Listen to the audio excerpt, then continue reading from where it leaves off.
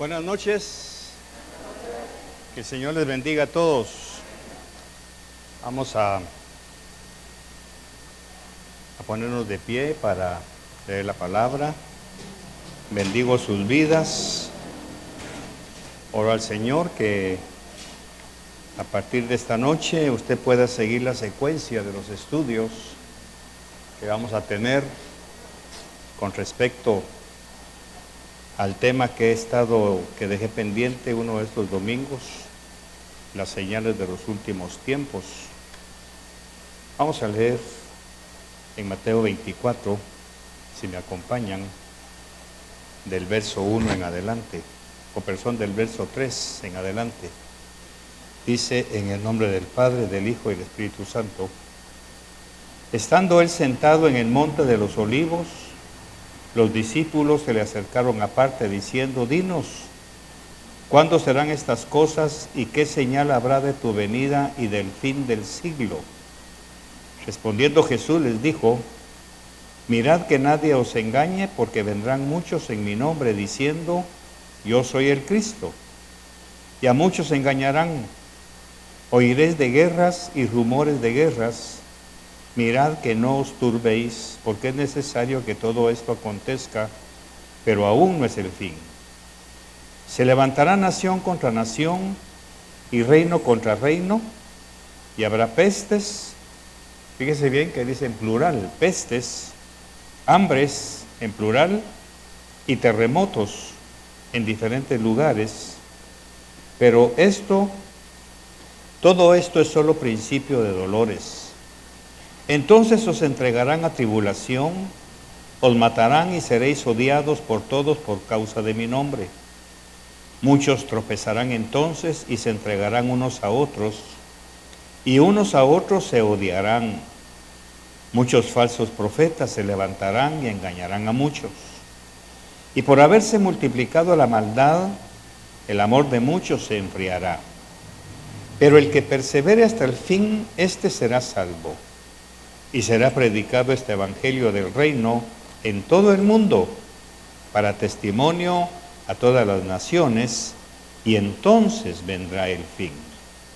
Espíritu Santo, muchas gracias por tu gracia, tu bondad, por tu palabra.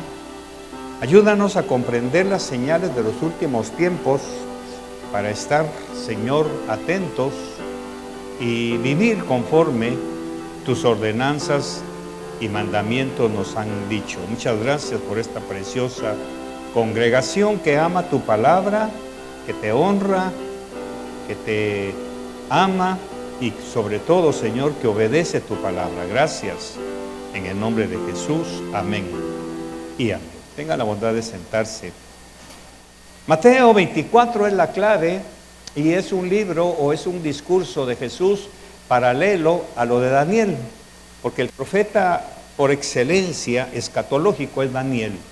No solamente nos habla de la cautividad de Jerusalén a través de Babilonia, porque él mismo fue llevado cautivo, pero también es cierto que él nos habla en sus profecías de los últimos tiempos. Él menciona al anticristo, él menciona a la bestia, él menciona al falso profeta. Y eso es para nuestro tiempo. ¿Quiénes son? No se lo puedo decir porque tendría que entrar en más detalles y no es ese mi tema, por lo menos no por el momento. Entonces, ¿por qué es importante que estudiemos las señales de los últimos tiempos? ¿Por qué? ¿Por qué no seguimos hablando del sermón del monte y que bendecidos los que lloran y esto y lo otro? Porque eso ya lo vivimos. Ya vivimos el nacimiento de Cristo. Ya vivimos sus enseñanzas en Jerusalén, aunque estas cosas todavía las estamos estudiando, pero ya lo vimos haciendo milagros, ya lo vimos multiplicando el pan, haciendo del agua el vino, asistiendo a las bodas del Cordero, a las bodas, que le tengo un estudio sobre eso muy hermoso, lo cual yo le sugiero que no se lo pierda. Pero ya lo vimos haciendo eso. Ahora en Mateo 24 dice: sentándose, sus discípulos fueron y le preguntaron: Señor, ¿y qué señal nos das de tu segunda venida? La pregunta es: ¿por qué los discípulos apenas están empezando a caminar con Jesús? Voy a decirlo cronológicamente. apenas han caminado 23 capítulos y ya quieren saber cómo va a ser su segunda venida. ¿Por qué no le preguntaron cómo volver a multiplicar el pan? ¿Cómo caminar en el agua? ¿Por qué no le preguntaron el asunto de la sanidad de los leprosos? ¿Por qué le preguntaron de los tiempos del fin? Ahora tomemos nosotros una décima de segundo. Nosotros no nos preguntamos eso. La iglesia no se está preguntando cómo va a ser el tiempo del fin.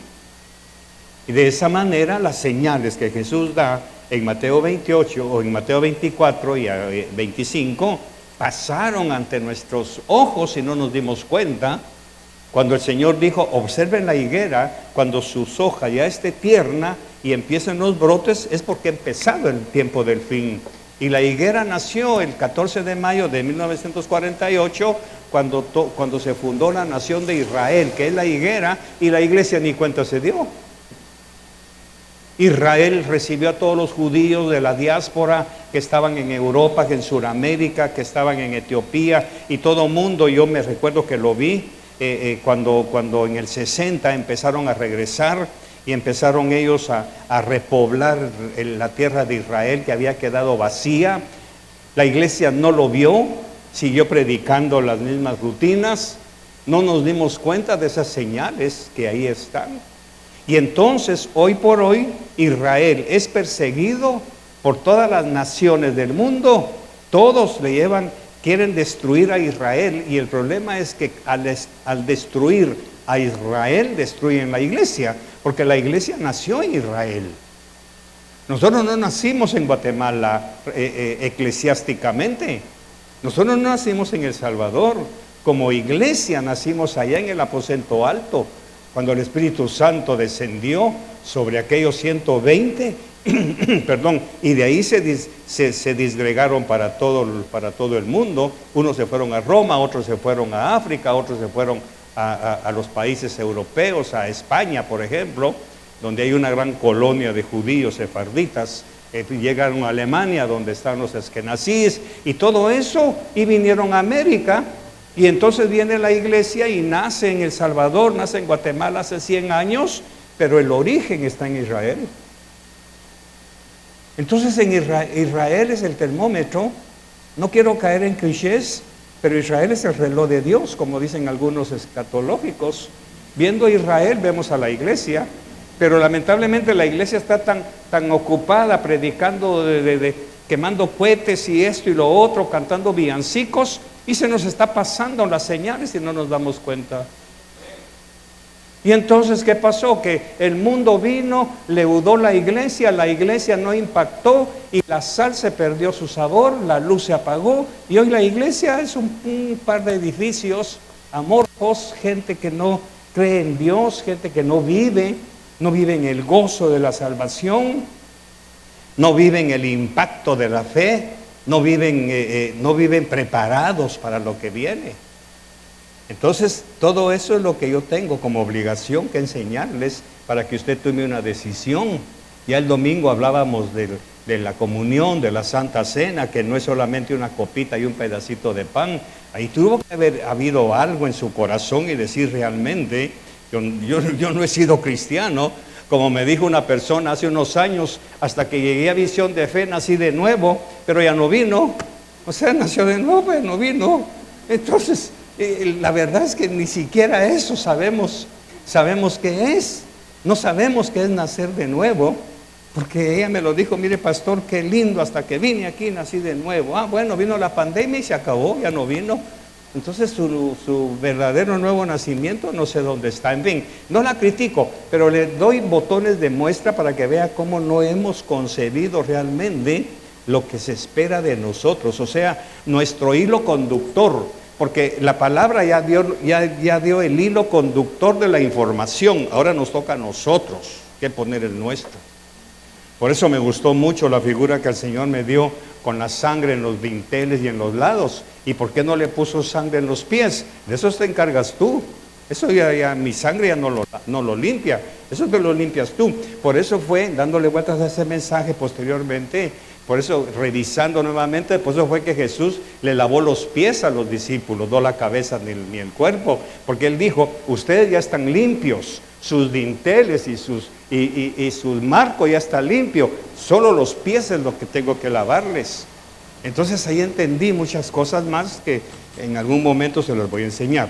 Entonces, ¿por qué es importante estudiar las señales de los últimos tiempos? Porque los discípulos estaban preocupados por su segundo regreso. ¿Qué señales van a ver?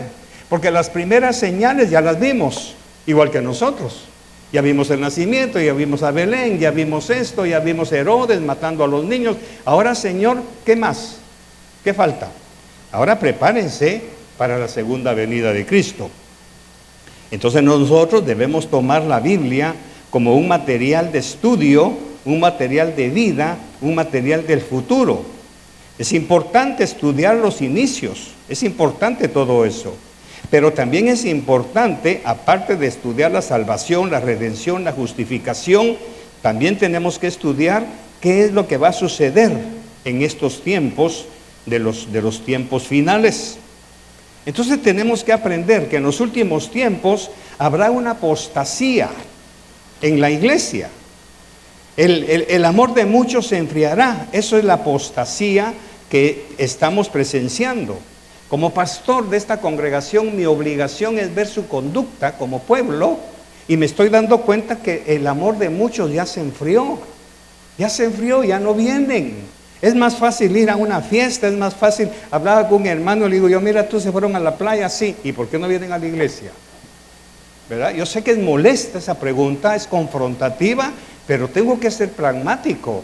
¿Por qué si van a la playa y no vienen a la iglesia? ¿Por qué van al súper? ¿Por qué van a visitar a las familias y no vienen a visitar a Jesús, por así decirlo? Ve cómo el amor de muchos se ha enfriado.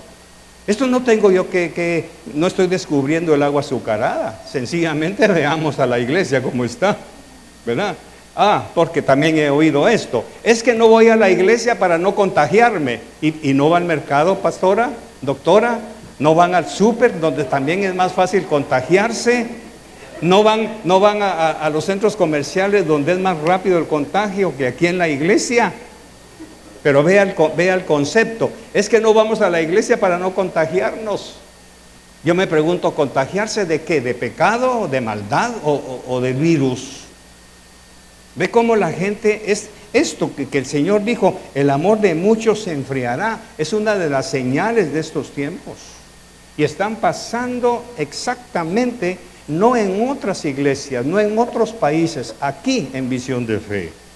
Entonces, ¿qué es lo que estamos haciendo? Lógicamente, yo tengo que darme cuenta que en mi propia congregación hay vasos de honra y vasos de deshonra, que están deshonrando a Dios, están deshonrando el sacrificio de Cristo, están deshonrando la palabra, están deshonrando, hermanos, la comunión con el Espíritu Santo. Esos son los vasos de deshonra.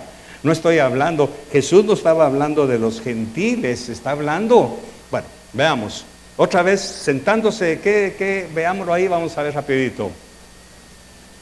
Y estando él sentado en el monte de los olivos, se le acercaron los fariseos y los escribas y los saduceos. ¿Quiénes le preguntaron?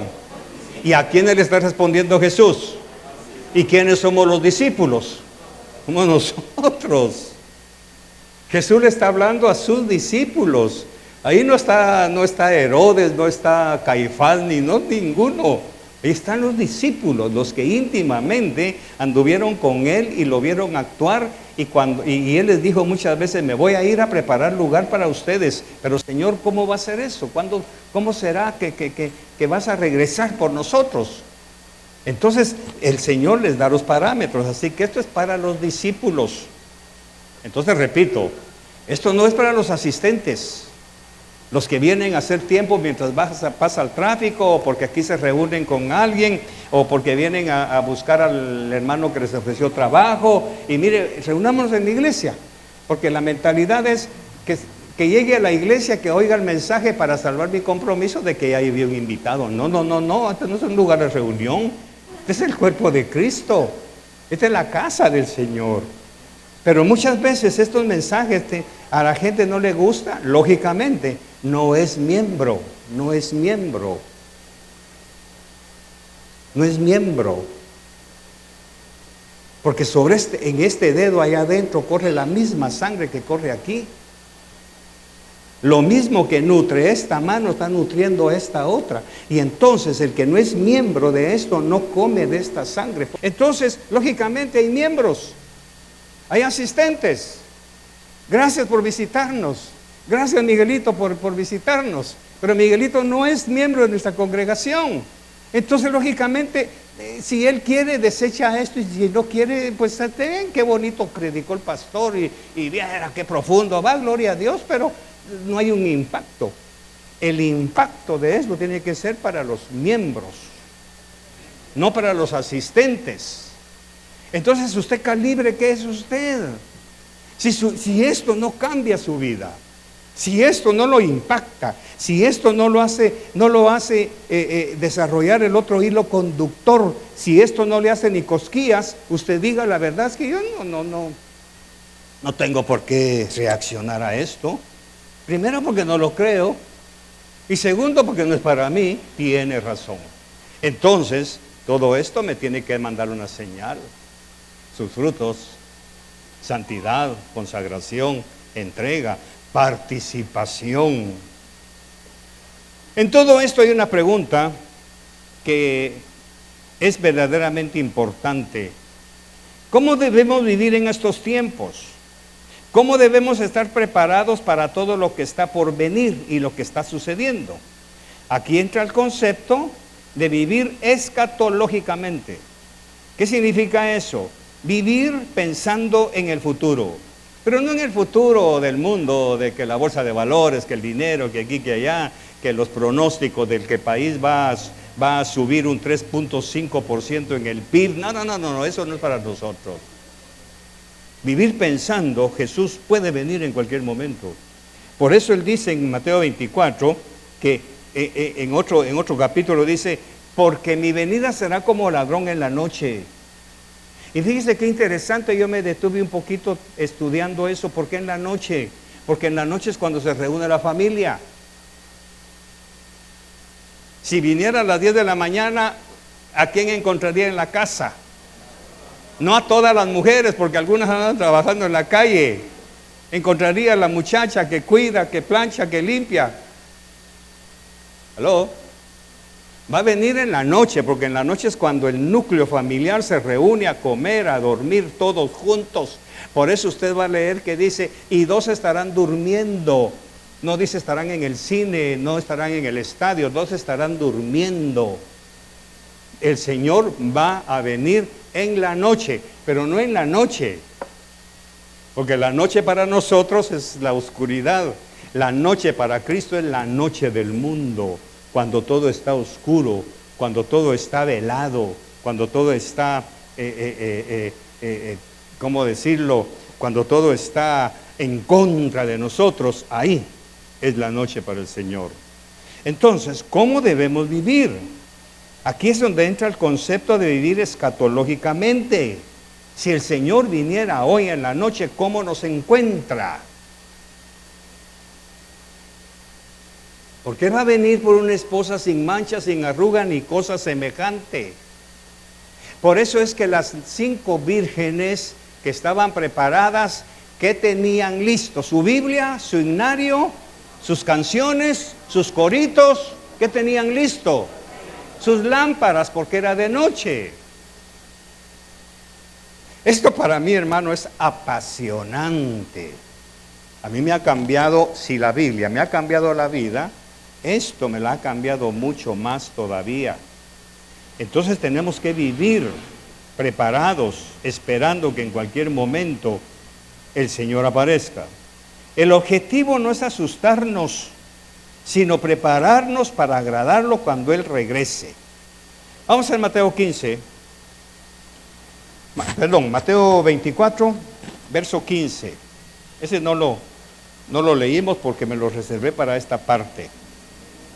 Por tanto, el por tanto es un término legal, ¿verdad? De abogados. Por tanto, o sea, por lo que ya les dije, por lo que ya hablamos en en los versos del 1 al 14 o del 3 al 14, por tanto, cuando veáis en el lugar santo la abominación desoladora de la que habló el profeta Daniel, por eso Jesús siempre se basó en Daniel, Isaías, Jeremías, Esdras, los grandes profetas, pero más que nada en Daniel. El que lee entienda, dice, entienda, porque Daniel dijo, mas los impíos no entenderán. ¿Se recuerda que lo leímos? Mas los impíos no entenderán, pero los entendidos comprenderán. Entonces hay dos clases de personas en el reino de Dios. Entonces los que estén en Judea huyan a los montes. El que esté en la azotea no descienda para tomar algo de su casa, y el que esté en el campo no vuelva atrás para tomar su capa. Así que, por tanto, cuando veáis el lugar santo, la abominación desoladora de la que habló Daniel. Es muy interesante esto. Vamos a ir viendo rapidito, por causa del tiempo, algunos detalles. Mateo 24:10. Vamos a ver, por favor, cabina. Muchos tropezarán y entonces caerán y se traicionarán unos a otros y unos a otros se odiarán. ¿Qué dice usted? ¿Está sucediendo eso en la iglesia? Yo digo que sí. ¿Qué es odio para usted y qué es odio para el Señor? Pregunta, ¿estamos unidos? ¿Estamos realmente como un solo cuerpo? ¿Nos estamos ayudando unos a otros? ¿O todavía tenemos ese conflicto de que aquel me cae mal, de que para qué hablarle, que para qué saludarlo, para qué acercarme? Yo no soy yo, ni soy yoya, que todavía tenemos eso, viendo que ya viene Cristo, ¿o no? Esta es una de las señales de los últimos tiempos. Gente que tuvo amistades, gente que fue amigos. Pero el Señor le dijo a mi esposa algo muy interesante cuando analizamos todo eso. Hay personas que no llegaron al nivel de amigos, no llegan, porque el amigo ama en todo tiempo. Y el problema, mi querido, es que como la gente que se va de la iglesia, se van dañados. Y cuando usted se relaciona con ellos, lógicamente le sueltan el veneno y lo dañan. Entonces aquí hay gente dañada por lo que oyen. No les basta ver el testimonio de sus pastores, de sus líderes, de sus maestros, sino que prestan más oído a lo que dicen allá, a lo que han visto durante 25 años. Y entonces ahí entra esto, se odiarán unos a otros. La pregunta es, pastor, ¿y ellos por qué no se van? ¿Por el qué dirán o por el falso concepto de fidelidad? Pero en su corazón ya no hay esa amistad, porque la amistad, por eso Jesús dijo muy específicamente ya antes de su partida al cielo, ya no los llamaré mis discípulos, les llamaré mis amigos. Y eso es lo que menos la iglesia cultiva. No hay amigos. Hay hermanos, hay fulanito, hay menganito, pero la amistad per se no existe en la iglesia. Y esa es una de las últimas señales, o una de las señales que tenemos que estar atentos nosotros. ¿Por qué? Muy sencillo, se odiarán unos a otros. Miren, esto no es nuevo, lo que pasa es que se está manifestando en los últimos tiempos. Pero Herodes, por ejemplo, odió a Jesús, tanto que trató de matarlo desde que era niño. Los romanos odiaron a Jesús porque era confrontado con su palabra. Eso quiere decir que la palabra pura, sin mácula, como dice Pedro, es ofensiva. La palabra pura es ofensiva. Por eso temas como esto, hermano, duelen. Y a mí me duele de repente tener que hablar así a mi congregación, a quien amo. Y no es que se los diga de boca, pero ahí tiene mis libros en donde lo testifico públicamente, que ustedes para mí son una congregación muy amada. Son un regalo de Dios para mi vida. les he dedicado ahí algunas páginas donde le digo a los lectores, mi congregación me ha soportado por tantos años, pero no son amigos, algunos no son amigos. Y entonces la pregunta es, ¿y qué ha pasado durante 25 años de dar palabra? Porque hay gente que no cambia, muy sencillo, muy sencillo. Están leudados por tener relación. Y Pablo dice perfectamente, con los tales no os juntéis, ni se pongan vuestra ropa, y ni siquiera coman. Y lo primero que hacen es ir a comer con esta gente que los daña. Y Pablo lo dice perfectamente. Y luego dice algo, no estoy hablando de los que están fuera de la iglesia, estoy hablando de los que diciéndose hermanos, de los que se dicen hermanos, calumnian, difaman.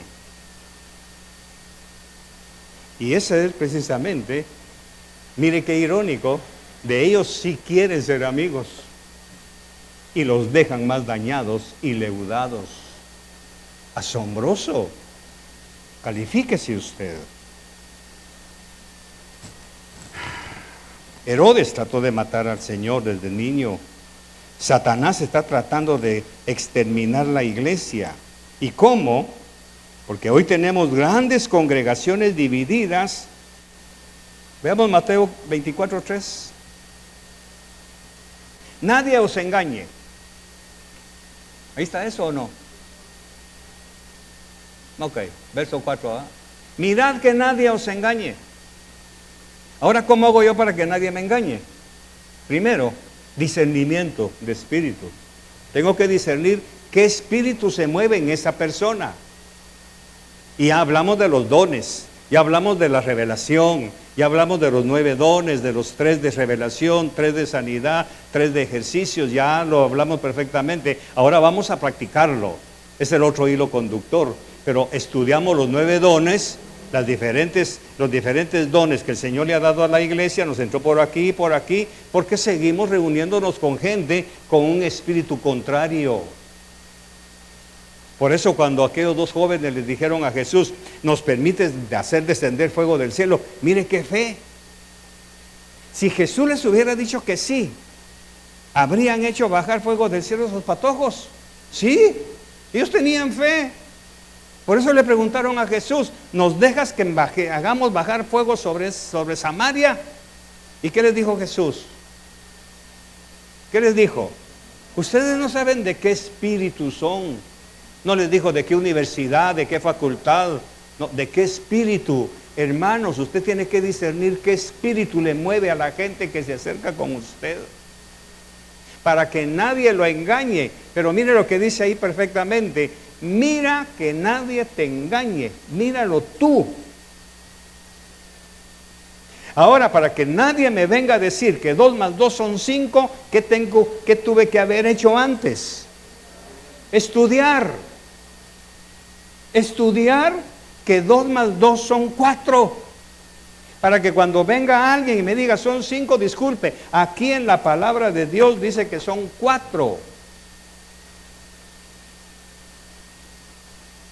Entonces quiere decir que en estos tiempos se está acercando gente a la iglesia, a los miembros de la iglesia, disfrazados, para engañarlos. Así que la iglesia, mis queridos, está sufriendo un acoso terrible. Satanás está tratando de destruirla, está dividiendo a las iglesias. La iglesia está olvidando la pureza de la palabra y se está separando de la palabra de Dios y está formando su propia doctrina. Hoy hay iglesias donde le predican lo que la gente quiere oír. No voy a entrar en eso. Verso 6. Y habréis de oír de guerras y rumores de guerras. Ahorita hay guerras en todo el mundo. En todo el mundo hay guerras. Ahí está el ISIS, están los árabes, está el Oriente Medio, está todo eso. Ya vimos cómo Washington está bajo asedio ahorita, algo que nunca habíamos visto en un país democráticamente 100%. Ya rompieron ese orden que no nos importa, pero son señales.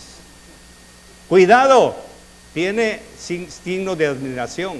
No os alarméis, no se asusten, porque es necesario que todo esto suceda, pero todavía no es el fin.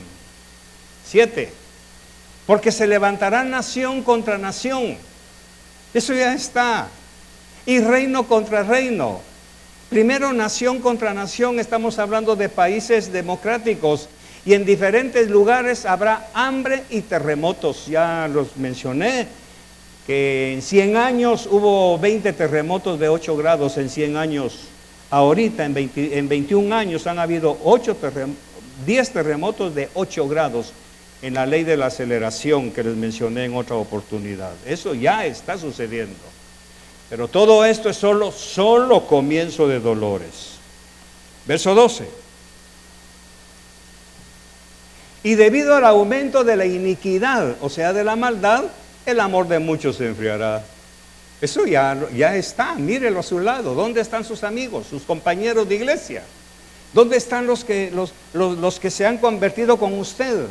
¿Dónde están los que cantaban coritos y palmeaban con nosotros antes de la pandemia? ¿Dónde están? Muchos me podrán decir, no, pastor, yo no me he enfriado. Lo que pasa es que, ¿qué pasa? Se perdió el primer amor. Por eso Apocalipsis, el Señor en todas las iglesias le dice, pero mira, tengo contra ti algo. Has perdido tu primer amor. Has hecho buenas obras. Diste tus primicias, excelente, has diezmado, has ofrendado, pero has perdido tu primer amor. Yo te recomiendo, dice el Señor en Apocalipsis, que vuelvas a las primeras obras. Ya les enseñé también eso. ¿Y cuáles son? Cuando aborrecías a los carnales, cuando aborrecías a los mundanos, cuando aborrecías. Pero ¿qué te pasó? Que en el ínterin te volviste a mezclar con ellos, te leudaron, te dañaron, y ahora las primeras obras las perdiste, y eso te hizo perder el primer amor. No es que no venga, eso es aparte. No solo perdieron el primer amor, sino que aparte de eso, siguen viniendo a la iglesia sin el primer amor. Se lo demuestro. Se les queda un privilegio, no quieren, se van a tocar a otras iglesias, donde pueden ir vestidos como les da la gana, porque no quieren disciplina. Se les pide un favor, que quieran hacer algo, no tengo tiempo, no puedo, pero sí se van a otros lugares. Eso quiere decir, la infidelidad está en todo su apogeo. El amor por su congregación se ha enfriado. Alguien me podrá decir, pastor, pues yo sigo amando a Jesús, pero no como al principio. No como al principio. Califiquémonos nosotros. Entonces sigue diciendo, pero el que persevere, aquí viene ya. Este es el hilo conductor que nos toca a nosotros. Esto ya no lo va a hacer el Señor. El Señor nos está dando el primer hilo conductor, va a pasar esto y esto. La pandemia es una de las pestes que van a venir, o que ya vinieron. Por eso les mencioné que leyera bien que dice en plural, no una peste. Vino la peste negra, vino la peste, si usted quiere, ¿cómo le llaman? Que no diga peste. ¿Cómo? Bueno, vino la peste negra en Europa, luego vino el ébola. Bueno, sigamos. Ahorita están tratando de los científicos de evitar que esa enfermedad que da a los niños, ¿cómo se llama? Se me olvidan esos nombres.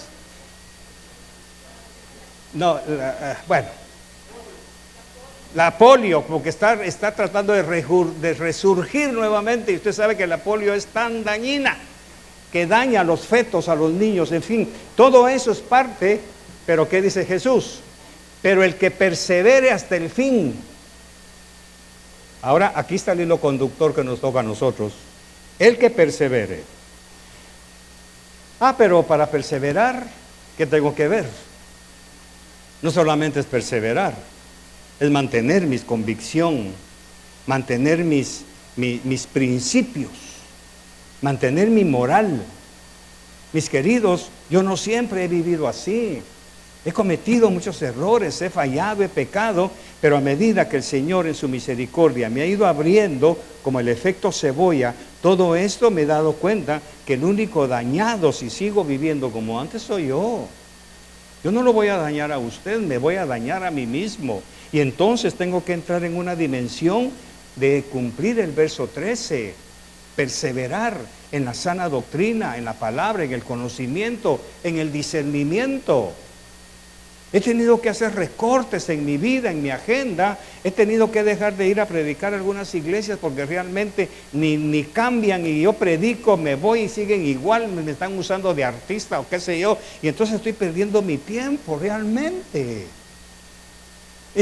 Ahora me estoy convenciéndome que tengo que estudiar más para mi propio beneficio, para mi propio acervo espiritual, para no dejarme engañar, porque yo también puedo ser engañado.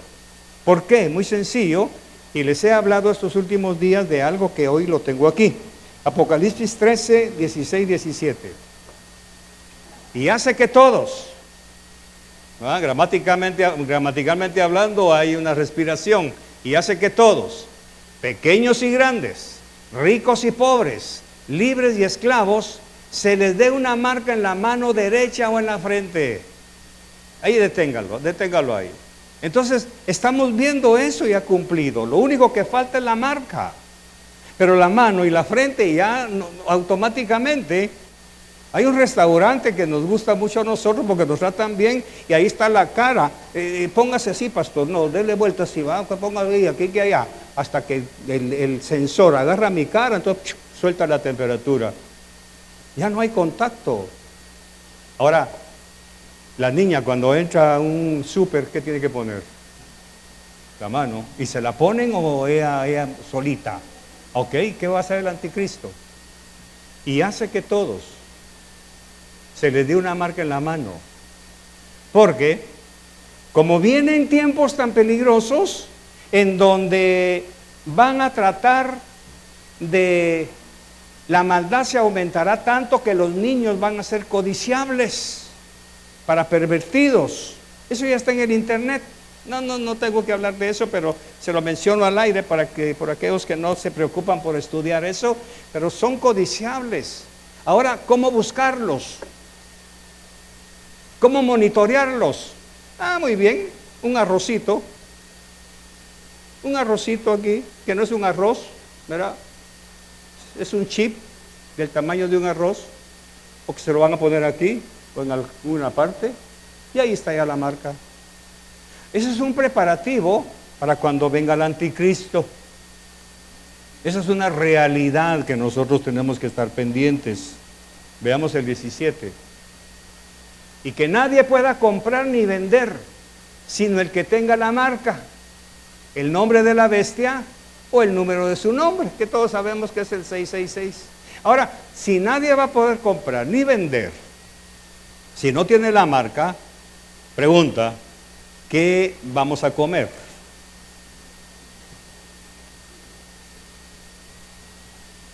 ¿Qué vamos a comer? El hilo conductor que nos toca a nosotros es, oigan, que nadie los engañe, prepárense, porque vienen estos tiempos. Muy bien, Jesús. ¿Y cómo nos preparamos? Muy sencillo, algo que se ha enseñado durante 25 años, la siembra, el diezmo, la ofrenda. Ahora entiende usted lo que Jesús dijo. No se hagan tesoros en el banco, porque cuando usted vaya al banco le van a preguntar, ¿tiene el chip? No, usted no puede entrar. ¿Y qué hago con mi pisto que dejé ahí? No puede tocarlo. Entonces viene Jesús y nos dice, haceos tesoros en el cielo. Y ahí es donde la iglesia no ha querido cumplirlo. No nos estamos haciendo tesoros en el cielo. Bueno, para poderlo entender tuve que estudiar qué pasó con Israel cuando regresaron, y lo hablaba con unos amigos.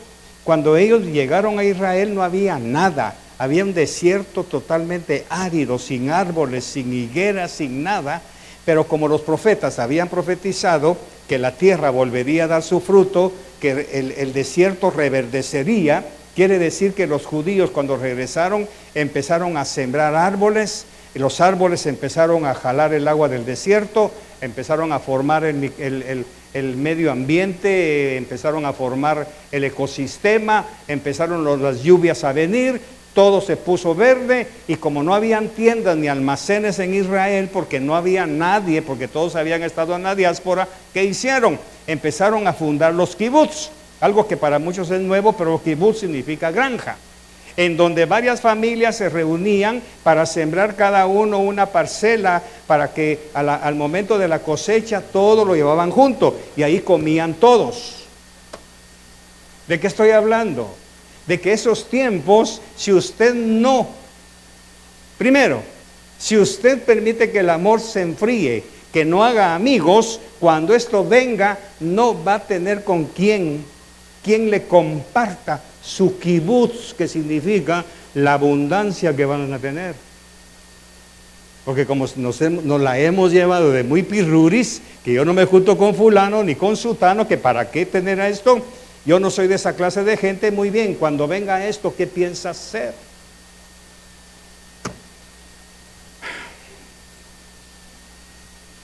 Ese va a ser el problema. Claro, alguno estará diciendo, no, yo en mi casa ahí ya estoy comprando mis conservitas de frijol y ya ahí mis palmitos ya los tengo en vinagre y toda la cuestión. Muy bien, tienes razón. Tiene toda la razón, pero y cuando se enmohezca porque la orina y el orín corrompan eso, ¿qué piensa hacer? ¿Qué piensa hacer? Ahí es en donde viene lo que el Señor nos ha enseñado. Siembre, siembre. Y Pablo lo dijo, con la medida que tú siembras serás medido. O mejor dicho, el que siembre escasamente cosechará.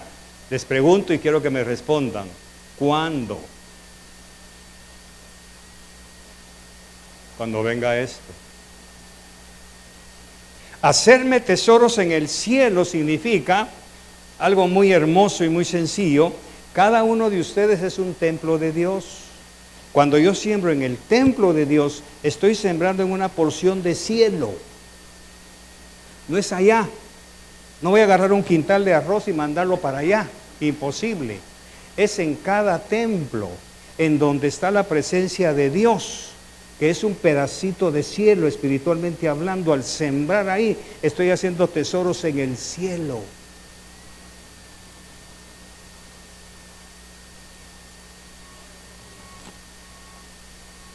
Ve que no es una exigencia nuestra enseñarle y a veces hasta exigirle que usted cumpla la palabra de Dios. Entonces el otro hilo conductor es, ¿qué piensa hacer con esta información que ya está?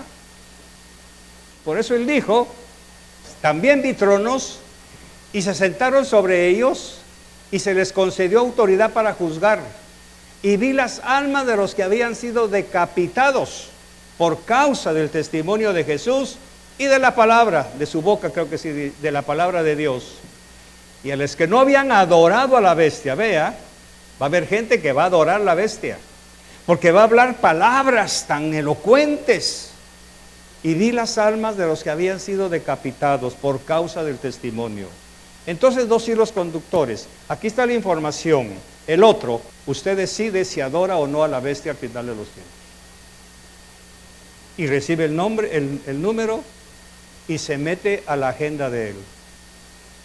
Y usted lo decide. Ahora, ¿cómo hago para no llegar a eso? Pedro, lo vamos a ver en otro mensaje, pero le doy una respuesta pequeña.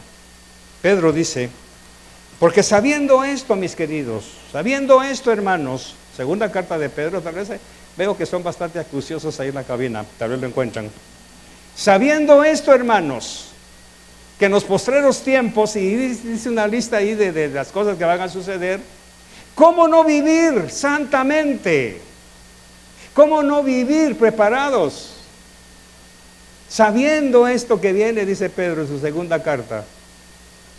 ¿Cómo no vivir? Pero el problema es que hablar de santidad ahorita ya es ofensivo.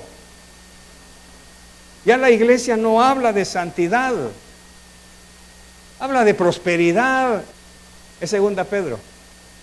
Aquí está. Se lo doy. Está en segunda Pedro, veamos, capítulo 3, verso 1 en adelante. Ahí lo vamos a encontrar. Y con eso nos vamos. Puesto que todas estas cosas han de ser destruidas de esta manera, ahí yo no. ¿Qué clase de personas no debéis ser vosotros? Diga el resto. Ahí está la palabrita que ya nos está usando. Esta palabra ya nos está usando. Y Pedro nos lo dice. Cuando estudiemos eso, vamos a ver ese capítulo. ¿Qué clase de persona no debéis ser vosotros? ¿A quién le está hablando, mis queridos? A nosotros. En santa conducta y en piedad. Este es el hilo conductor que nos toca. Porque todo esto que hemos estudiado, de principio de dolores, la única manera de evitarlo es vivir en santidad. Lo hablábamos con Boris en mi oficina. Vivir en santidad no es ser legalista. Vivir en santidad es saber que soy templo y morada del Espíritu Santo. Y cuando hablemos de los templos, porque le tengo un mensaje de los diferentes templos, usted va a aprender muchísimo y va a tener que tomar otra decisión. Entonces, dice Pedro, y esperando y apresurando la venida del día de Dios, en el cual los cielos serán destruidos por fuego. ¿Cómo se imagina usted? ¿Será que va a venir una candela, va a agarrar fuego todo? No. Esperando y apresurando la venida del día de Dios, en el cual los cielos serán destruidos por fuego y los elementos se fundirán con intenso calor. Si usted quiere lo mira y dice, no creo. Fíjese que esto es difícil de creerlo. Un pastor me dijo ayer, pastor, pero ¿y entonces dónde queda que estamos sellados con el Espíritu Santo? Sí, pero ¿qué pasó con la parábola de las 10 vírgenes? ¿Cuántas no entraron al reino? ¿Por qué? ¿Y eran parte de la esposa? Sí, pero se fueron a la boda. Entonces en la pantalla lo vi y le digo, ¿qué me dice de eso? Tienes razón. Que nos cuesta asimilar esto. Bueno, termino. Van 5, bueno, pues ya esta es la última. Y nos vamos. Si se cumplió la venida de Cristo, si se cumplieron el pesebre, si se cumplió la diáspora de Israel, si se cumplió la profecía cuando el profeta dijo que Nabucodonosor, que una potencia se iba a llevar a toda Jerusalén cautiva, que se iban a llevar al cautiverio, y se llevaron a Daniel, a Sadrach, a Mesec y a Abednego, y se los llevaron y se cumplió eso. Si se cumplió que Israel quedara totalmente vacía, si se cumplió que el templo iba a ser destruido y que no iba a quedar piedra sobre piedra, porque como el oro se fundió cuando le prendieron fuego, entonces el oro se fue metiendo en el resquicio de las piedras, y para sacar ese oro tenían que botar piedras. Ahí se cumplió, no quedará piedra sobre piedra. Si se cumplió eso, ¿no se va a cumplir esto? ¿Qué piensa hacer? Porque el problema es que Jeremías, Isaías, Daniel profetizaron todo lo del templo.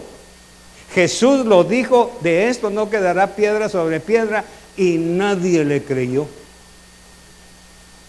Así estamos hoy, son pocos los que están creyendo. Y como esta noche somos pocos, yo espero que seamos todos que creamos en esto. Y empecemos a caminar, como dice Pedro, santa y piadosamente. Dos expresiones, santidad y piedad. Piedad significa amor unos a otros. Cierre sus ojos, por favor.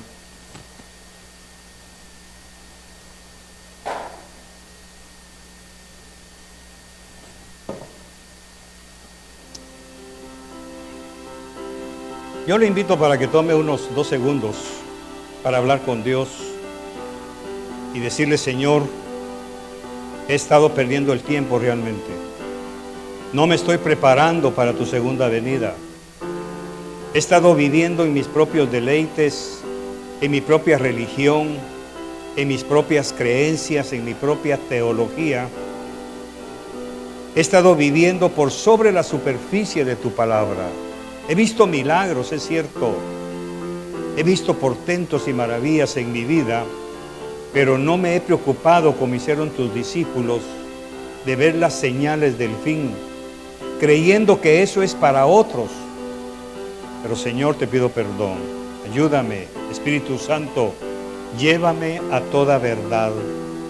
Y quiero desafiarlos, hermanos, para que ahí en su casa usted revise estos pasajes que hemos leído y revíselos a la luz del Espíritu Santo, para convencerse como los de Berea si lo que le estoy diciendo está por cumplirse o ya se cumplieron algunas cosas, y que usted tome una decisión en el nombre de Jesús. Señor, bendigo la ofrenda, te doy gracias por permitirnos hacer tesoros en el cielo, para cuando vengan los tiempos en que no puedas sembrar, ni cosechar, ni comer, tú abrirás tu mano generosa a mi favor, porque estoy haciendo tesoros donde la polilla y el orín no corrompen. Gracias, en el nombre de Jesús. Amén y amén. Puede ofrendar.